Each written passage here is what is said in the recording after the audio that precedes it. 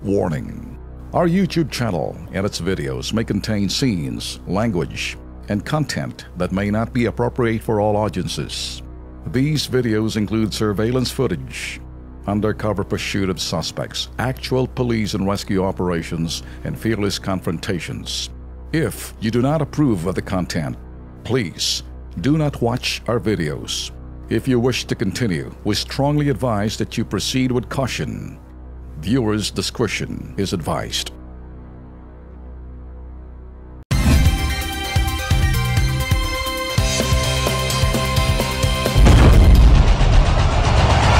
Luzon, Visayas, Mindanao, handa na ba kayo? KB, kilos pronto!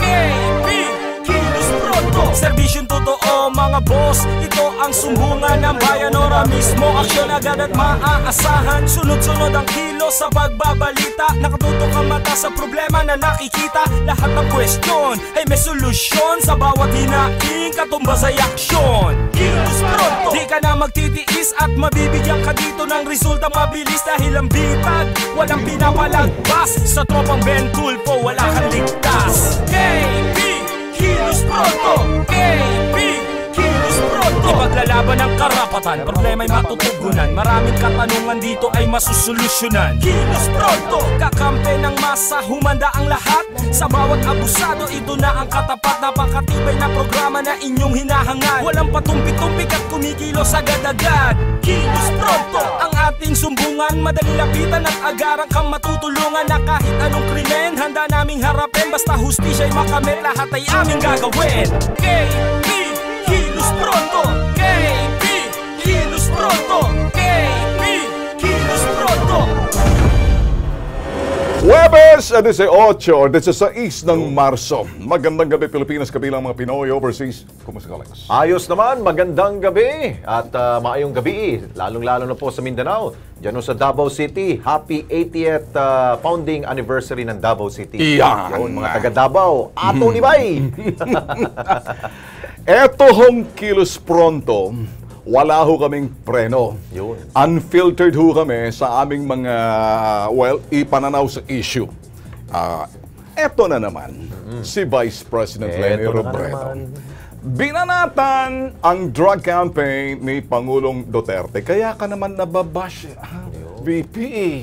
Ngayon, may video itong si VP na ipinalabas kanina sa UN Commission on Narcotic Drugs meeting sa Vienna, Austria. Sinabi niyang huwag takutin ang mamamayan at dapat na galangin ni Pangulong Duterte ang karapatang pantao ng mga Pilipino. Mga ka-KP, sangayon ba kayo sa mensahe ni VP Leni sa laban ng Pangulo sa drugs? Oh, parang lumalabas dyan, Ben. Parang siyang nagsumbong. Parang kasama mo sa isang bahay, tapos meron kang naamoy. Eh, kasama ka doon sa bahay, may naamoy ka, tapos sinabi mo doon sa kapitbahay mo, uy, mabaho yung mabaho yung kasama ko doon. Eh, hindi mo ba alam na kasama ka doon sa bahay na yun? Baka ikaw rin rason ng bakit nagkabaho doon. Dapat sabay-sabay kayo maglinis. Linawin natin Tama bang analogy? Tama. Oh, diba? Exactamundo. Another way of saying it, if you have nothing good to say, just be quiet. Yun. Pero, I can understand yung kanyang paninindigan. Kasi may kasabihan din na if you do not say it, then you are withholding what's in your heart, which is the truth. Then if you're not saying it, it's a form of lying. But there's another way sa medyo malalim na huto. Eh, kung ikay magsasabi ng bagay na kapareho nito, Lex, ito yung dahilan kung bakit ikay nagsasabing binabantayan yung social media. Well, hindi social media to, traditional media to, television to, although social media, napapanood din tayo. And ito ho yung sinasabing traditional convergence of traditional media, television and social media, nakasimulcast, and then real time sa new media sa aming website. But let me tell you this, VP. Well, you're making it, and then at the same time, nagbabantay ka, kay binabash.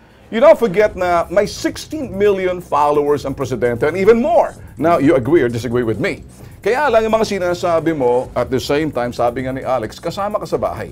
Maybe you taper down a little bit. Kasi parang dito, pag titingnan mo, parang you're inciting something na may motive na nakatago sa mantle na sinasabing freedom of expression. Pero sa likod noon, abay, double blade yun. Is that exactly what you want? It seems like there's a grand plan, Iyo. Mr. Ben Tulfo. Iyon sinabi mo. Di ba? Oh, man. O dahil, bakit ka pupunta doon po sa Austria, sa Vienna, Austria, kung saan ang nandun rin po yung UN, United Nations. Naalala mo ba na binanggit ko dito, Yes. pag magsasubmit ka ho, tulad nung yung tinatakot ng isang whistleblower na sabi daw pupunta sa International Criminal Silas Court. Cañas. Dahil ang kailangan daw ho nila, yung endorsement ng United Yan. Nations. Ay, naku! 1 and 1 is 2. Ay. Di ba? And di ba, si Trillanes and Las Cañas, ito naman si VP, the same thing. Yun. Hindi na importante kung marinig or basta't importante you get to the proper forum, humalik ka rin sa upo, sa hagdanan, pagkatapos nakarating ka, basta't importante nag-iingay kayo. So, whether you succeed or you fail, you succeeded na talagang nakuha mo yung atensyon ng international, sabihin natin, media, because it will be covered, then bahala na doon, tsaka medyo yung mga supportan nyo ayus-ayusin ninyo. Hindi ba pwede, kunyari, you're the second in command. Vice President ka, madam, Sino magbe-benefit niyan? Siyempre siya. Pero, I mean, kasama ka sa we are only one government. Dapat tumulong ka. Exactamundo. Huwag kang manira. Huwag mong siraan ang kasamahan mo sa gobyerno. Ito naman, mga kachoka rin naman, Trillanes, impeachment naman ang ginawa kanina. Doon sa sinasabing sa Kongreso versus President Duterte. Ito na nga, sabay-sabay ata. Sino yung nag-file? Say, Magdalo. Naku, Kita mo. kilala Wala sa lugar ang pagsampa nitong mga Magdalo.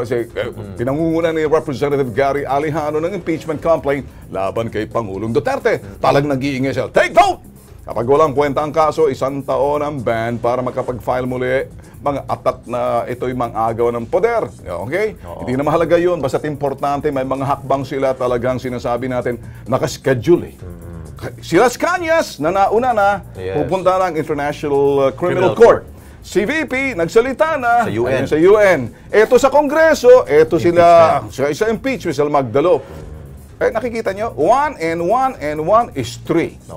Yun. Para malaman ho ng ating po mga ka-KP, si Congressman Alejano po ay kasama ho yan ni Senador Trillanes sa Magdalo po. Yun. Para makita nyo lang ninyong koneksyon, para madali ninyong bumaanalisa ang mga issue pong bumabalot sa ating pong bansa. Okay, kung meron po kayong opinion, ipadala ho yan sa aming po mga Facebook page at babasahin po natin yan mamaya. Ayos! Ayos! Okay.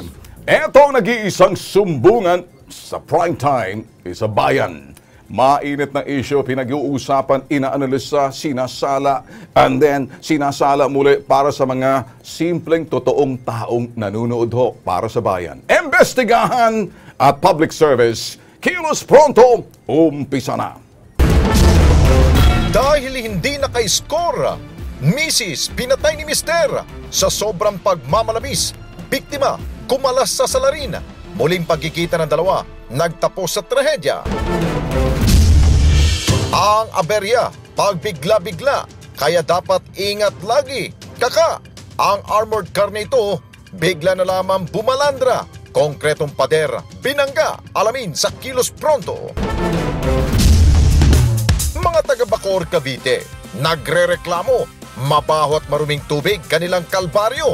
Mayor at kapitan, kailan nyo ito aaksyonan? Pag internet speed ang usapin, Pilipinas kulelat pa rin. Dito sa atin, marami pang dapat ayusin tulad ng mga service provider. Masakit mang malaman, pero kailangan tanggapin. Alamin sa Kilos Pronto. Sumbungan, imbestigahan at balitaan. Kilos Pronto, umpisa na! Okay, mga ka-KP, ito, unang-una ho dito sa Kilos Pronto, PG ho tayo, parental guidance. Kung meron po mga batang nakikinig, nanonood sa atin, mga magulang, pakisubaybayan po inyo po mga anak. Dahil po, nasa pool ng Kilos Pronto, ito pong sensitibong video po ito. Pamilyar ho ba kayo sa mga tao sa kalye ho na naglilinis ho ng windshield ng mga sasakyan ho ninyo? Oo. Oo, tumatango kayo eh. Ayan, yun sa windshield, no? Ngayon, Meron hong ibang sumusulpot po dyan sa kalye. Lalong-lalo na ho, dyan po sa Rizal Avenue sa lungsod ng Maynila. Alam ba ho ninyo anong inaalok ko niya? Ano yun? Ito, panoorin po ninyo.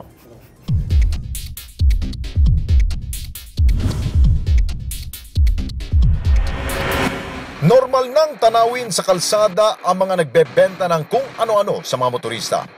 Sigarilyo, inumin, at maging pagkain.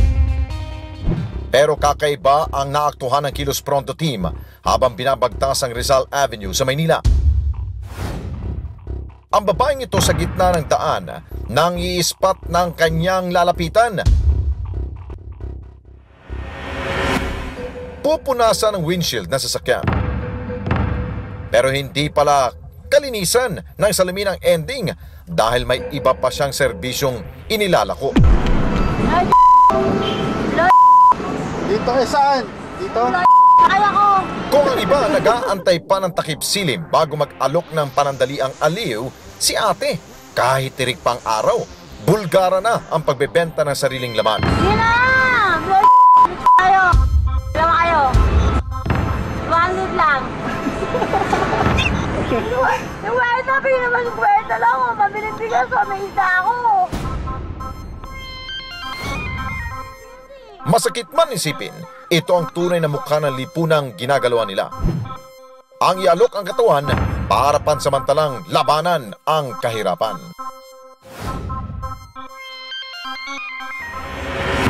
Alam mo, Lex, pwede nating sabihin economic deprivation, kahirapan, kasalatan, pero hindi yan ang dahilan. Yeah. Linawin Meron naman natin. paraan eh. Maraming May paraan. Pwede magtrabaho. At kami ho'y, kung kami ho'y nasa prime time, nagpapakita ho kami ng hubad na katotohanan. Ito ho yung ginagawa ho namin para ho kayo'y magising.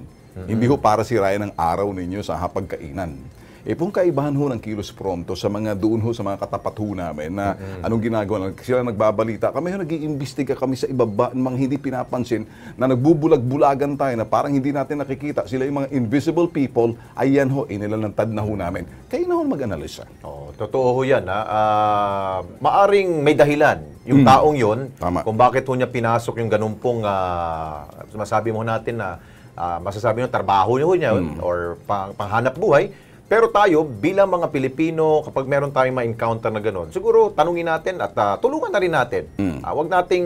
Wag natin siyang take advantage yung mga ganun pong mga pangangailangan ng tao. Tulad niyan, bili lang daw ng bigas at isda. Yun lang po. Pagkain, talagang kumakalam na ho ang sikmura ng tao na yun.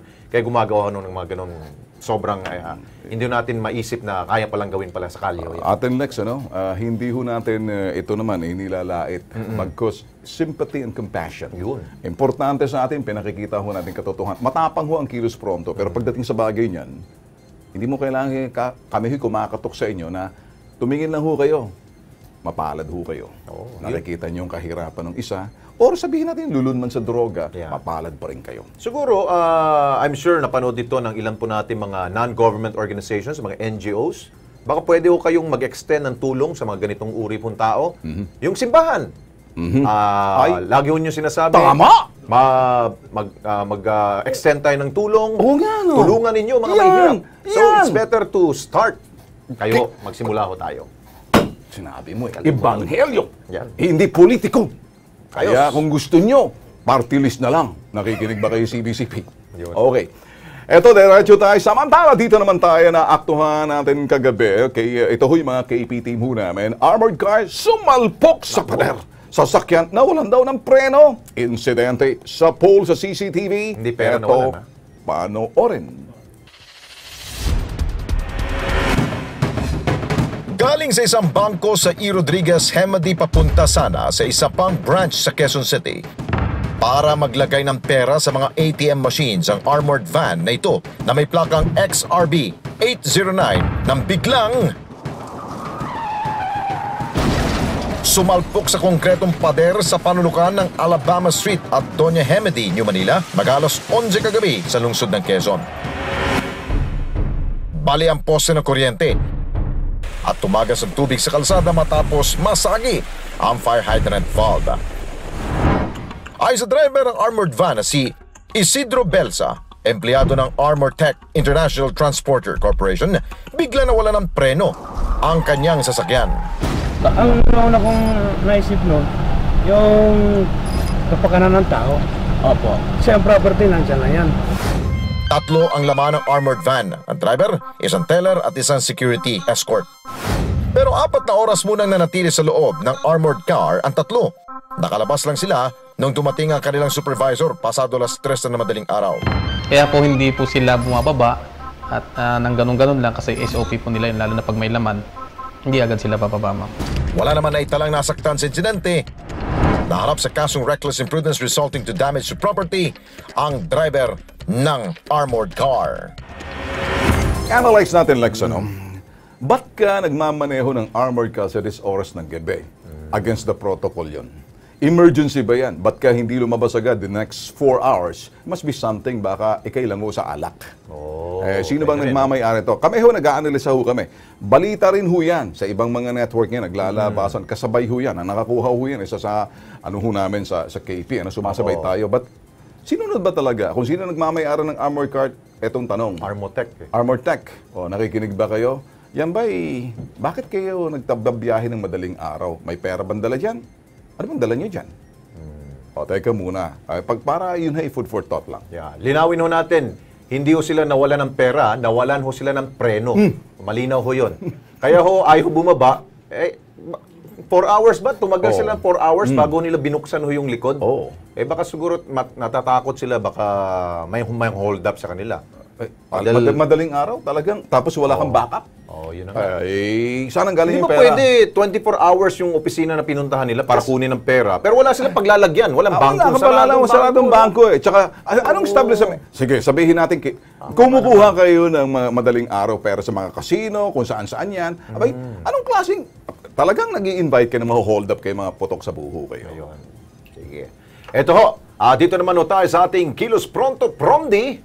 May biyahe tayo sa probinsya. Mga residente na isang village din po sa Bacoor, Cavite, abay humihingi ng tulong. Lugar daw nila, umulan, umaraw, baha lagi. Bakit nga ba? Panurin natin.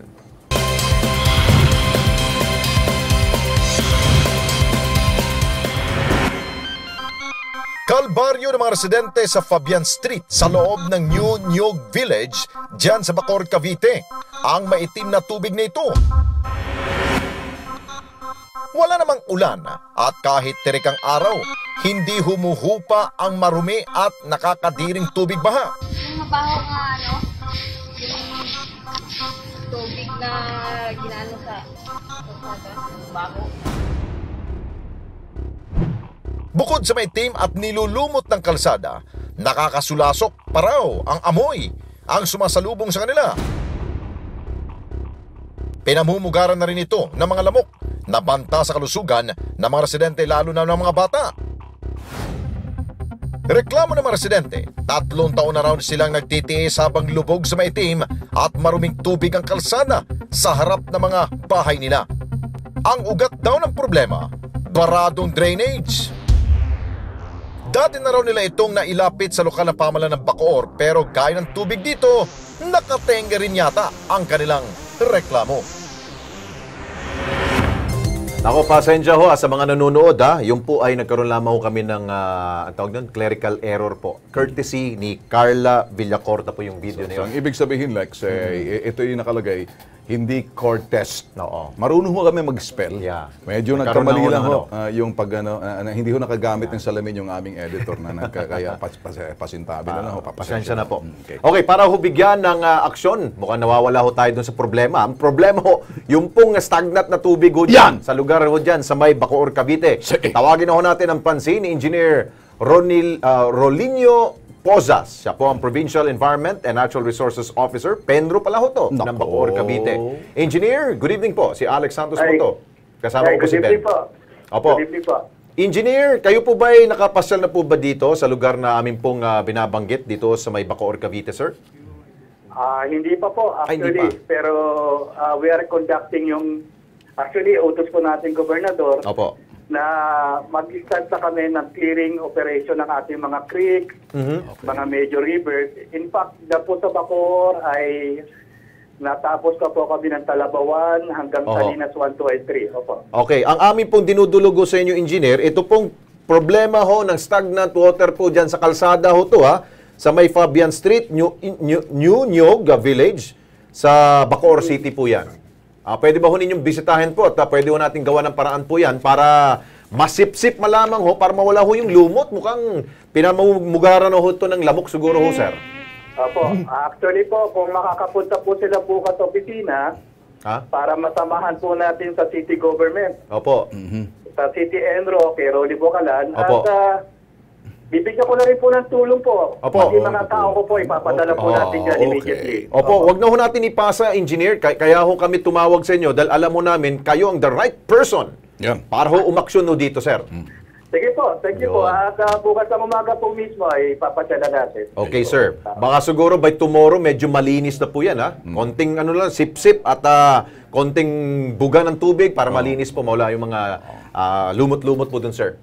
Stagnant water po yun eh. Yes, Opo. stagnant water. Iniiwasan po natin yung pagdami ng lamok dyan. Yes, sa lugar na yun, dengue, summer na eh. O Ben, may masasabihin ko ba? Sandali.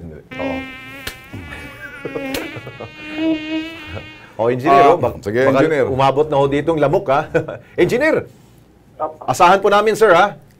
Ay, opo. Okay. Asahan po, first po, sawagan po yung mga tao. Okay, sir. Thank you so much Mabait po. si engineer. Mabait si engineer. Pero kayo dyan, sa sinasabi nating lugar na kung saan nandyan yung creek na yan, dapat kayo dyan, ipasisip-sip namin sa inyo. Kayo dapat ang unang responder dyan dahil nakikita nyo, hindi si engineer kasi sa Penro Provincial siya. Provincial siya. Yung nasa syudad, Bacoor, tutulog. nagtutumot, tukaw na mo! Kung ayaw nyo, sipsipin nyo, higupin nyo. Sino bang mayor ngayon doon? Sino bang mayor ngayon? Si ano ba? Sino bang mayor dati doon? si Mayor Strike dati, di ba? Ay, si Madam. Si Lani. Si Mayor Lani ba ngayon? Oh. Mayor Lani! Oh. Ay, magaling to si Mayor Lani. Kaya niyang gawin magaling niya. siya, pero natutulog sa pansitan yung kanyang mga tauhan. Mga matauhan niya, inhinyero. yun. Kaya kayo, magic word, lagot kayo ngayon kay Lani Mercado kasi nakilos pronto kayo. Yun. Hindi ito biro. Naku, Sus Mario. Ukaw na mo! Naku, yan. Yun. Eto naman tayo! Si Vice President Leni Robredo, yung isa si Lani, pero ito si Leni Robredo, binanatan ang drug campaign ng Pangulong Duterte. Sa video ni VP Robredo na ipinalabas kanina sa UN Commission on Narcotic Drugs sa meeting sa Vienna, Austria, sinabi niyang huwag takutin ang mamamayan at dapat naggalangin ni Pangulong Duterte ang karapatang pantao ng mga Pilipino. Mga ka-KP, nung sa inyo. Tama ba ho yun? Ito sabi ho ni Jason San Juan. Ganyang kadumi ang politika mula pa noong Marcos hanggang ngayon, hindi makamove on mga LP. Sakim sa pwesto kaya ganyan mga yan. Kasi hindi makakurakot dapat sa kanila pitayin na. Unfiltered po yan. Unfiltered. Ito naman si Mumsy Balaba. Hahayaan pa bang gawin uli ng power greedy ng mga dilaw na sa sila uli ang hahawak ng bansa? Ginagawa nilang lagi yan kapag di sila ang may hawak ng Pilipinas. Yun. Si Richard Carpenteros. Nakakaya talaga. Si VP Leni. Thank you, Richard. Si Yatski Pialungan. Patunayan muna na siya talaga ang panalo. Tigilan na sana ang salot na ito ng paninira sa bansang Pilipinas. Hashtag nawala bigla. Aus Leni. Aus Leni. Yun ang Hashtag, sinasabi. Okay. Mukhang ano yun? Ano yun? Pro Marcos yun. Sigurado yun.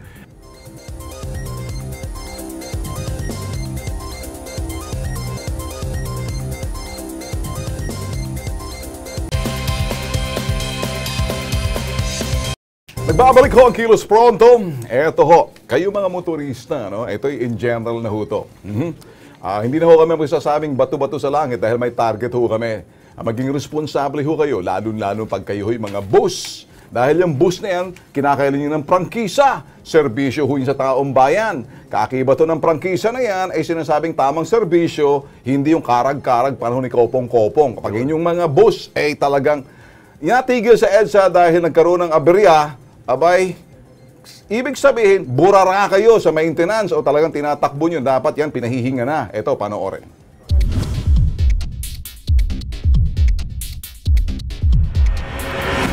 Kung hindi matutulin, madalas walang habas sa pagsiksik ng mga bus sa iba pang sasakyan.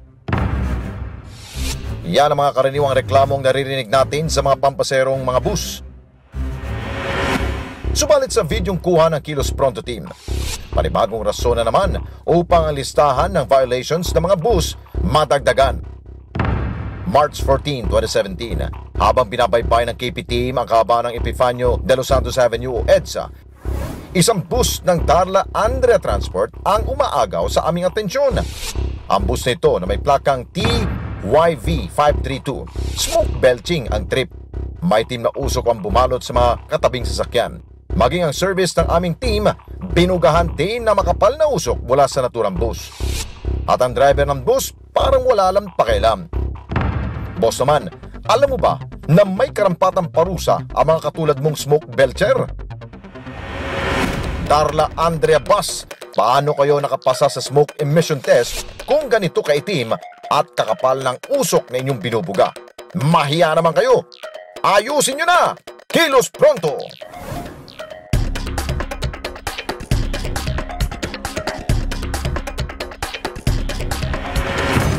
Ang laking kumpanya yun, yung Darla Andrea Bus na yan. Dapat meron ho kayong motor pool na dapat tumitingin na inyong mga units, di ba? Maintenance ho. Ay, alam nyo, kapag kayo binigyan ng prangkisa, may maintenance kayo, may motor pool kayo, para hindi yung... pero ito, malay mo, baka expire ng prangkisa nito. Kaya sa gabi, kaya kita mo, bugan...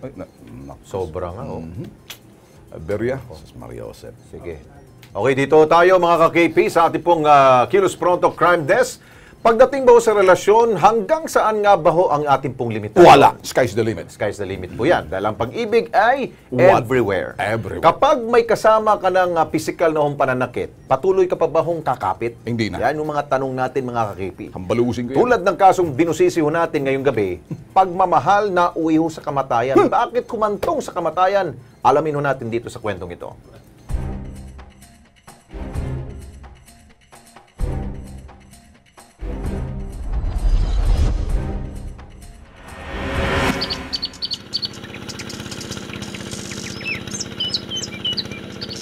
Sa bahay na ito sa Barangay San Juan, sa bayan ng Tiaong, Quezon, namuhay ang nooy simple at masayang pamilya na mag-asawang sina Edgardo at Celedonia Manalo. Pero halos 3 dekadang pagsasama na mag-asawa, mistulang naging boxing ring nila ang bahay. At sa huling round na kanilang pagbubuno rito, dead on the spot si Mrs. 2 taon nang hiwalay sina Edgardo at Celedonia. Nagsampa si Celedonia ng kaso kaugnay ng pambubugbog laban sa kanyang mister. Magmula noon, humiwalay na siya sa asawa. Pero si mister gusto makipagbalikan kay Mrs. Noong February 19, nandun na yung suspect natin sa may bahay nila. Tapos inaabangan na yung biktima natin at lasing na lasing yung suspect. At gustong makipagbalikan sa kanya nung biktima. So balit tumanggi itong biktima at doon na nagsimula ang kanilang away na hinabol na ng saksak nitong suspect itong biktima. Ano'y panunuyo ni Mister kay Mrs. na uwi na naman sa pagtatalo. Hanggang sa hinabol ni Edgardo si Celedonia ng kutsilyo. At nang maabutan niya si Mrs., sinunggaban niya na mga saksak sa katawan. Patay si Celedonia. Labis ang galit sa ama ng panganay na anak ni na Celedonia.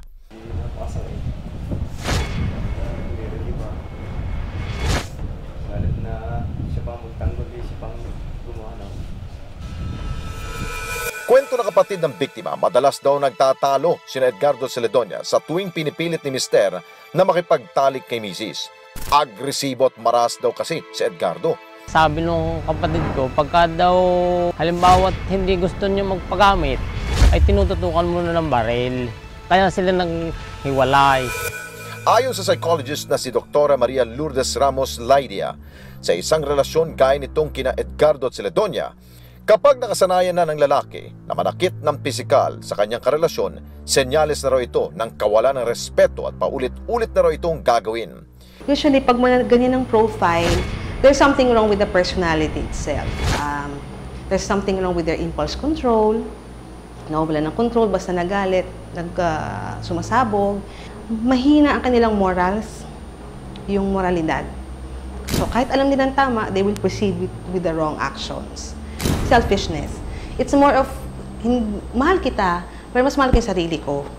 Kasi pag hindi kita nakuha ulit, it's a big loss to myself. So hindi kayang tanggapin yon. So pinupwersa nila. Sino mababae na nakaranas ng pananakit mula sa kanilang karelasyon, kasintahan man o asawa, huwag kalimutan na higit sa pag-ibig para sa kapareha, magtira rin ng pagmamahal at respeto para sa sarili. Kailangan siya makarealize na I was not born to be treated this way. I'm a special person, I am capable, I am lovable. So I don't deserve to be physically abused. Nakatakas man sa otoridad itong si Edgardo Manalo, naharap siya ngayon sa kasong parricide. Tawag doon, Ben, na may ano yan di ba? Parang sadista. Parang meron kang gustong makuha. Kapag hindi mo nakuha, idadaan mo sa kamay mo kagad. Kaya tumantong mo sa kamatayan. Para sa akin, may tagas yung lalaki.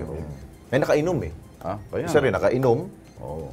Pero may tagas sa utak. pag ganun po, ito, lesson na rin. Kaya kami dito sa Crime Desk, kumukuha kami ng mga eksperto, tulad po ng psychologist, para alamin natin yung state of mind po nung gumawa ng krimen. Ano ba napasok sa isip po niya? Tulad po niyan, maliit na problema niyan sa mag-asawa. Kung ayaw ng asawa, huwag mo pilitin. Maybe next time, di ba? Madali naman papag-usapan yan. Pero kapag pinilit mo, doon talaga humahantong po yung galit at hindi mo na naisip ang gagawin mo. Kung iba kasi akala, yung asawa, laruan na lang nila There's such thing as marital rape. Yes. Pag kayo nasumbong kay Alex, lagot kayo. Si Alex susumbong sa akin, bibirahin ko kayo. Ako ang tirador. Anyway, teka. Ito ho yung mga story ho natin. Sa mga karamdaman, sa kalagayan ho ng isang tao, kung minsan akala mo, minalas-malas ka na, pero anumang bagay sa mundong ito, habang nabubuhay may pag-asa. Totoong kwento, kapag ikay may diabetes, Sus Mariosep, naglalabong imata, kinakailangan mo operahan, ay tumataas ang blood sugar, kaya kung may blood sugar problem mo kayo, ingatan nyo, Ngayon, maaring millennial pa kayo, tulad ng mga audience namin, tulad nitong si Lady Ann at saka si Archie, nandito ngayon. Mga bata pa sila, Gen X. Depende. Pag may diabetes ka at sasabihin, ala pa ako dyan, tingnan mo na lang magulang mo, baka darating ka riyan. Such thing as heredity. May iwasan yan kung makokontrol mo. Paano? Hindi to gamot, huwag kong gagamitin gamot, supplement to, yan ang hiwaga, panoorin.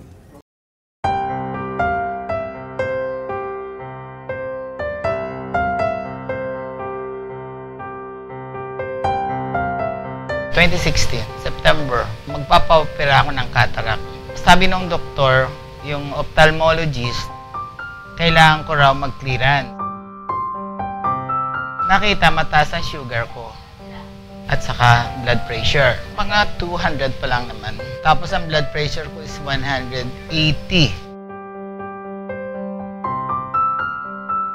In-advisean ako na uminom ng mga ganong gamot, which hindi ko ginawa. Ang ginawa ko, uminom na lang ako ng Kings ng twice a day din. Ginaya ko na rin yung asawa ko for 1 whole week.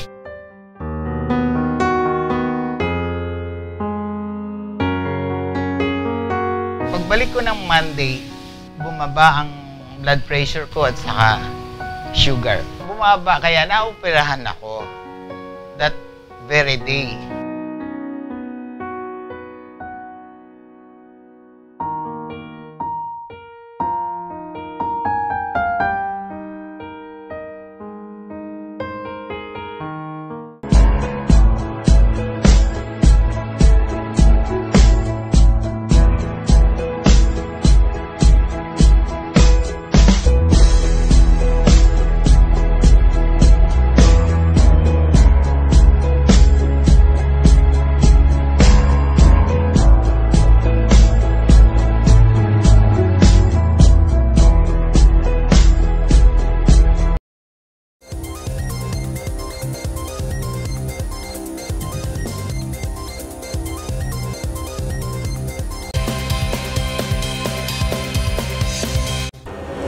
Okay, diretso tayo. Ang tawag doon sa mga taong adelantado at hindi makapag-antay at tapos nagsasampa ng sinasabing impeachment, etong mga tropa ni Trillanes sa ibaba na sinasabing mababang kapulungan ang magdalo, etong mga representanteng sa pangungunan ni Gary Alejano, impeachment laban kay Pangulong Duterte. Take note, hindi nila iniisip kung anong ginagawa siguro. Kapag hindi kayo nag-succeed, nakakatawa kayo, nagpapatawlo siguro, baka kulang kayo sa pansin, nag-file. Tingnan nyo, mag-aantay kayo ulit isang taon. Ala naman siguro silang talo. Sa inyo, mga KKP. Okay, sabi ho ni Charlie Ostland, nakakalungkot kasi yung mga tao na dapat sumusuporta sa Pangulo, yung pa mismo ho ang gustong magpabagsak. Kaya kahit sinong presidente may hirapan upang mapaunlad ang ating pong bansa. Dahil sa mga taong hindi na nga nakatutulong, dagdag pa sila sa problema. Yan, si DJ. Gusto niya mabalik sa mga ungas. Ano ba ito? Lunggas. May salitang, papasantabi lang ho kayo kasi I don't know the meaning of U-N-G-A, ungas. Tama ba? Okay. Okay, ang gobyerno para bigyan siya ng pork barrel at si Edsel Lagman. Anong kinalaman ni Edsel? Siya ang sayang ang pagkapanalo niya kung wala siyang okay, mga pork barrel pinag-uusapan. Isa pa tayo? Ito sabi ni Pon, isa pa yan. Ibang utak ni Representative Alejano na carbon copy ni Trillanes. Ang utak, sarap kutusan ng isang buwan. Sabi nga natin, Lex, ilawin na natin. Pinagtagpi-tagpi na natin,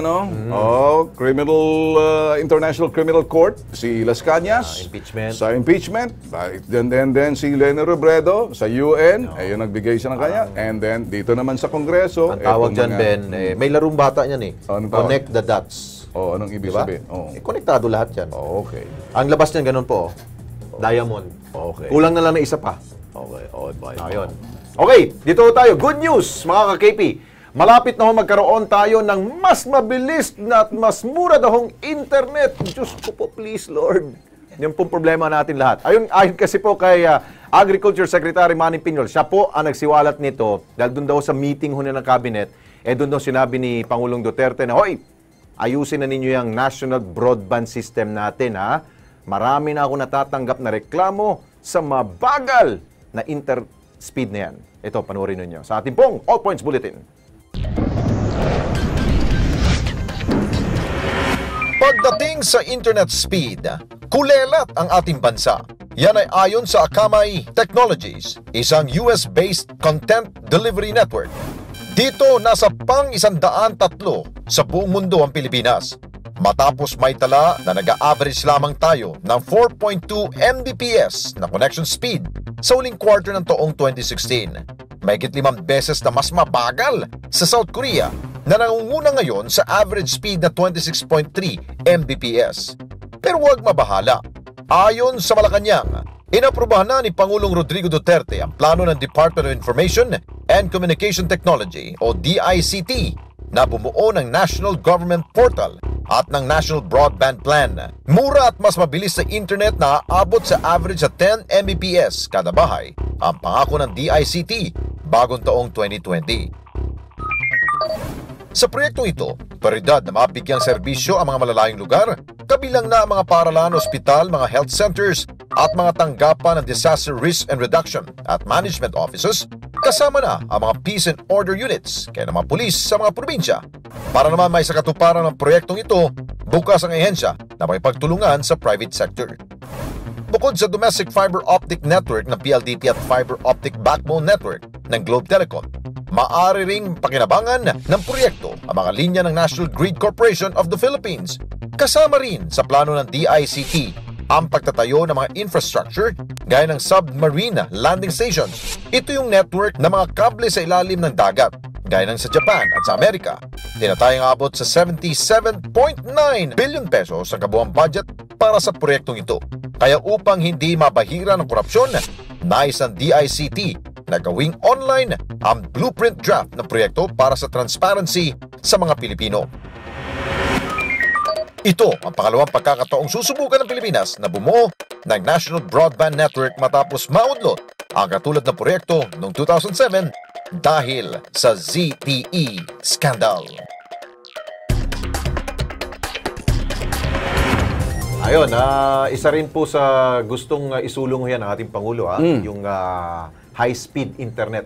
Dahil matagal na ho natin talagang problema ho yan. Sino ba hindi naman mainis sa bagal ko minsan na napuputol? Ko kung si Mario Joseph talaga. Yun. Alam ko naman, kami ho nagsasalita lamang kung anong sentimento ng taong bayan. Yun. Kung minsan tumatakbo ka tapos, kinakailan talaga natin ng mabilis. Oo. Paano yan? Actually, sayang yung dati. Maganda na sana yung national broadband na panahon pa ni dating Pangulong Arroyo. Yun nga lang, nagkaroon lang ng problema ho doon. Pero, yung sanang backbone po, yung talagang mismong structure nun, napakagandang plano ho nun. Yung nga lang, nahaluan lang ng konting issue. Kaya, sana ho, matuloy po yan within this year or pagkatapos ng termino natin po Pangulong Duterte. Okay, dito tayo, Ben. Nasa studio po ngayon si Mang Freddy Onera. Siya po ay company guard, yung tinatawag niya pong Inspector Special Task Force ng Picop Resources Incorporated. Ito po yung gumagawa ho ng mga plywood at yung mga papel na ginagamit po ng mga ating mga estudyante. Taong 2004, nang manilbihan siya bilang security sa naturang kumpanya. Wala po siyang ahensyang kinabibilangan dahil direct hire po siya ng Picop. Pero taong 2005, nag-umpisa raw ang hindi maayos sa pagpapasweldo sa kanya. Hanggang noong September 2016, tuloy na raw po siyang hindi pinapasweldo ng buo kahit on duty na po siya. Kaya direkta na ho natin tanungin, Ben, itong si Mang Freddy Onera. Mang Freddy, balita ko, galing pa daw ho kayo ng Mindanao? Opo. Naku, bakit pa man ho kayo bibiyahe pa para dito isiwalat ho ninyong problema nyo dito? Yun nga, gusto ko sana pumunta talaga rito, parang masosolve ng problema na to. Yun. At walang nang iba makakatulong nito. Pero tama hong ginawa ho ninyong desisyon at pasya ho ninyo pumunta ho dito sa Maynila at kausapin po si Ben Tulpo. Dahil talaga kami ang Kilos Pronto ay tatulong sa inyo. Okay. Bakit nga ba ho hindi na ho pinapasweldo? I understand, nagsara na po ba ang Picop ngayon? Nagsara na nga. Okay. Pero bakit pa pinapatuloy pa ang pagbabantay nyo doon? Dahil yung pagbantay sa Picop property area. Okay. Dahil meron pa ho ba mga gamit mayroon ho doon? mga gamit na mga malalaking machine. Okay. Kayo po yung regular employee ho doon? Yes, regular. Okay. Magkano ba ho dapat ang sweldo ho yung ano ba to? Kinsenas ba ho kayo? Arawan? O paano po bang sweldo? Monthly. Monthly? Yes. Okay. Magkano ho yung supposedly dapat yung, na napagkasundo ninyo yung sweldo ho ninyo? Yung pag-umpisa ko, 2004, ang sahod namin is 10,000 a month. A month, okay. Ngayon, pag nag-duty na kami ng 1.5 a month, yung ibigay sa amin is yung 15 days lang. Okay. May matira na 1 month. Hanggang umaabot ng 2008, Yes. close dahil shutdown. So, yung natira, maraming hindi namin natatanggap. At pagka-close ng 2008, patuloy kami ng pag-gwardiya sa property na yan. Ang inibinigay nila sa amin na sahod, yung sinasabi nilang cash assistance daw. Okay. 1,500. Yun ang weekly na. Ngayon, ang ibinigay sa amin, yung 1,500 is 750 lang every week. Biglang palit na ng palit? Yes. Ngayon, sa 1 month, 2 linggo lang ibigay, 750 lang. At pag sa last Friday na ito, na dumadaan, ang sweldo nila sa isang buwan, 1 linggo lang, 350 na 75 lang. So, sobrang lumiit na. Kaya, hindi ko na matiis. Parang linuloko na kami roon. Pumunta ako rito para masosolve ni Idol tong... Opo. Mang Freddy, kayo po ba, ilan ho kayo dito, mga empleyado na ganun pong problema ho ninyo? Marami ba kayo? Sa ngayon, siguro mga 80 guards ang naka... Ganun rin ang problema? Yes, okay. Lahat. May pagkakataon po ba kayo na kinumpronta ho ninyo ang management para tanungin kung bakit nagkaroon po ng problema sa swelduhan? No? Nga tinanong namin ano yan. Po sabi ho ang sabi nila ay maghintay lang tayo dahil magre-rehab ito. Babalik para matatanggap yung back wages ninyo. Ay hanggang ngayon, how many years? 5 years dumadaan, 10 years. Hanggang ngayon wala eh. Naintindihan namin ho kayo, Mang Freddy. Kaya pumunta ako rito. Talagang alam ho natin, nagsara ho ang Picop, pero hindi ho dahilan ho yan, dahil kinuha ho ninyo yung serbisyo ho nito nila Mang Freddy at 80 iba pa, Pero dapat tuloy-tuloy yung sweldo ho niyan. Hindi naman masabi ho natin na walang pera itong pick-up Ben eh. Kaya ho ninyo hinire itong mga taong ito, itong mga empleyadong ito, alam ninyo na kaya ninyo silang bayaran. Hindi to pwedeng libre, sir, mga pick-up. Makinig ko kayo. Hindi to pwedeng libre ang kanila pong ginagawa ho dyan. Kaya siguro, pwede siguro na, direkta na natin to sa Dole siguro, Ben. No? Pero ito, diretso na natin, Lex. Nakakaawa kasi galing Davao pumunta rito. Totoo. Hindi ho ganun kadali. Magpamasahe pa talagang nag-aeroplano pa siya para makarating. Ang pick-up kasi, kung talagang nagsara sila, may term na receivership, may namamahala dyan. May pananagutan kayo. Kung sinasabi rin na antayin para magkaroon ng rehabilitation manong, siguro dito, nakatutok kami rito, pero ilalapit natin to. Ito, sino yan? Ayan. Sa pick-up. Sige, ito palang project manager nila. Okay, nasa linya ho ngayon si Sir Lino Oleva. Siya po ang project manager po ng pick-up resources. Ito yung gusto natin. At least marinig ko natin ang kanilang panig. Sir Lino, magandang gabi. Si Alex Santos po. Kasama ko po si Ben Tulfo. Sir Lino? Mukhang hindi tayo naririnig. Lino Oliva. Lino Oleva, magandang gabi ho. Yes. Ayun. Sir, nandito si Mang Freddy. I'm sure kilala ho ninyo. Isa po sa mga gwardiya ho ninyo dyan sa Pick-up Corporation po dyan sa Surigao, no? Surigao po. Bisling. Ano pong pwede ho ninyong dahil dumulog na ho siya dito sa Kilos Pronto para humingi ho ng tulong. Bakit hindi ho tama daw pasweldo ho niya sa kanila? Ano yan sa security yan? Apo, siya po ay sako po na Inspector Special Task Force po. Si Freddy Onera, nasa TV ho, kay Buboy nanonood ng PTV ho. Hindi, ang mga security namin before, may mga kuhan yan, may mga agencies yan. So, ang agency ang nagpapasweldo. Mawalang galang po. Ang sabi ho ni Ma'am Freddy, kayo po'y direct hire po, no? Yes. Opo. Direct hire daw to, Sir Dino. Kamagin? Direct hire po. Kayo mismo ho daw ho ang kumuha sa kanila. Hindi ho sila dumadaan po ng anumang security agency. Yung pong sabi ho ni Ma'am Freddy ho dito. I-check lang namin yan. Anong pangalan niya? Pero kasi insakta naman ang company since 2008. Lino, ganito na lang hindi ka pa handa para sagutin ang aming katanungan. Siguro maganda, total nandito na to, parang hindi ka sigurado sa mga sagot. Gusto namin tumpak pag sumagot. Nasa PTV, nasa PTV government station ho to.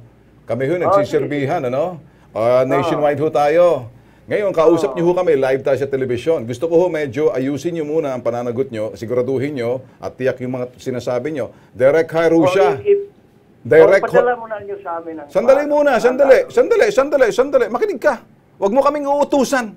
Kami ang magsasabi sa inyo kung anong kakulangan ninyo. Linawin natin, direct hire siya. Direct hire siya, hindi na siya nakakatanggap ng tamang bayad. May pera pa ba ang pick-up at ano pang papel mo dyan? Ba't nandyan ka pa rin? Kung ikay nasasweldohan, bakit sila hindi? Sagot? Sagutin kita dyan. Kaya nga. Shutdown ng pick-up since 2008. We understand. Paano ikaw? You're still holding on to your job. Itong mga ito, hindi. Nag-aantay. Ngayon, since 2008, shutdown kami, ang pick-up. Ay, sagot ka. Tanong ko muna. Lino, ikaw ba'y sumisweldo pa? Wala kaming sweldo ngayon. Wala pang sweldo. Okay. Good. Kayo ba'y umaasa na mababayaran pa? Siguro mababayaran kami. Alright. So pareho, in other words, you're in the same boat. Pareho kayong nasa sitwasyon na parang alang katiyakan. Di kasi, ang pick-up ngayon, shutdown, under receivership. Kaya nga sinasabi ko, under receivership. Siyempre, for rehabilitation, ang ibig sabihin ng receivership. Yan, naghintay kami sa rehab. Okay. Siguro, kausapin mo tong kasama nyo rito, I sympathize with you kung ikay umaasa pa rin sa walang katiyakan. Alam naman, pag receivership, minamanage ho yan because going to rehabilitation. Tama? Kaya nga. Yun. Pakisabi sa kaisang... Marami, kasi baka magpuntahan sa amin dito, sa Manila, isusumbong kayo, baka sa halip na ma-rehabilitate kayo, at baka doon sa sinasabi nagmamanage, may pera pa ba ang pick-up? Wala na. Hindi namin alam yan kasi under receivership nga. So, alright, sige, ganito na lang. Kasagot niyan. Alright, so sino dapat kausapin dito kung receivership? Ikay umaasa, siya umaasa. Pareho lang kayo. Pareho lang kayo. May ang pick-up. Kasi ang pick-up ngayon, nakupan yan, nakakaso pa yan. Sige, ganito na lang. Lino, sige, naintindihan na namin, ano? Sige, mag-aantay kami, siguro naman, dahil nag-aantayan tayo, may mga proseso dyan. Pero papasok na rin dito, pati yung Department of Labor, I'm sure, alam din to dahil may mga serbisyo. Dapat nalalaman na kung sinong nasa receivership at nagmamanage dyan, na may mga utang sila sa mga taong umaasa. Kapareho mo, kapareho itong gwardiya. Malinaw? Tutulong kami. Ito na nga sa pick-up. Ito na, nasa nationwide na tayo. Nabobroadcast na rito sa Kilos Pronto. Sige. Alright? Thank you, Lino. Pero ang sa akin lang, Ben, kawawa dito, yung pong nagtatrabahong dyan. Di tulad nitong project manager, I'm sure wala to sa kanyang opisina. Nag-aantay rin yan. Pero ito sila, hinire nila, hoping na merong matatanggap. Ibig sabihin ng receivership, Lex, merong nagmamanage na pautay-utay kasi involvement din yan. So may kaso pa kasi. Pero mag-aantay ho tayo. Medyo kakalkali natin na mas malalim pati kung ito'y uubra rito. I'm sure na may proseso dyan, Lex. Kasi, sige, pagkatapos uusapin na namin and then siguro ipa-follow up natin to by next, kahit na wala ka rito sa amin, ipa-follow up namin to, ha?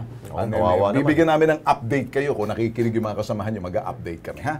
Okay, diretso tayo, Lex. Kakaibang Lunas dito, si Danny Ballesteros. 59 anyos, Again, mga istorya ho naman yung mga diabetics. Alam niyo ho ba? Century disease itong diabetes, Ito ho, disease of the century. Mahirap na ho, parang i-explain na lang. Ito ho, kung paano umigi at nabigyan ho ng lunas para rin.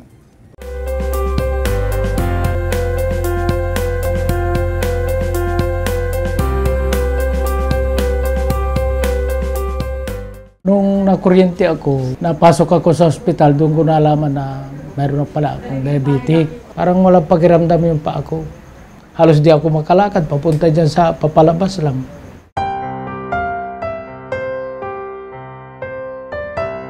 Napanood ko sa TV na yung King Herbal, maganda sa katawan, kaya sinubukan ko din.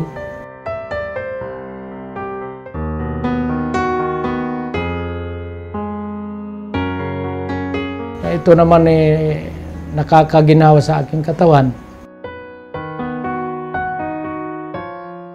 Wala na akong problema, nakakapagmotor na ako. Sarili akong motor, nakakapagmotor na.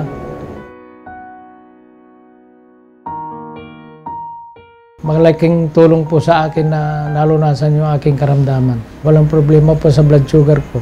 Bumaba po, naging normal na po ngayon.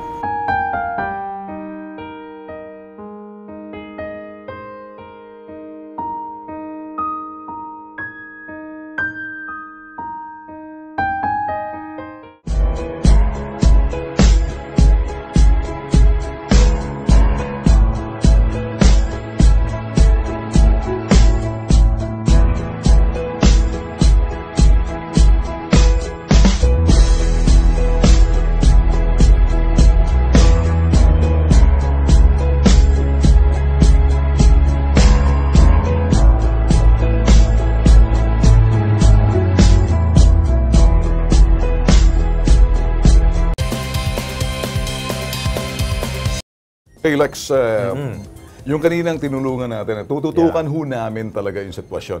Iba ho pag sinasabing receivership to rehabilitation, magbabantay rin ho para doon sa mga susubong. Kung kayo sa Davao nanunood sa pick-up na umaasa, tuloy niyo bantayan. Surigao, bantayan nyo ho yung pick-up. Huwag makalabas yung mga gamit dyan kasi wala nang mabebenta, wala mahati-hati. Yun lang, Lex. Okay? Kinakabahan na si Brem.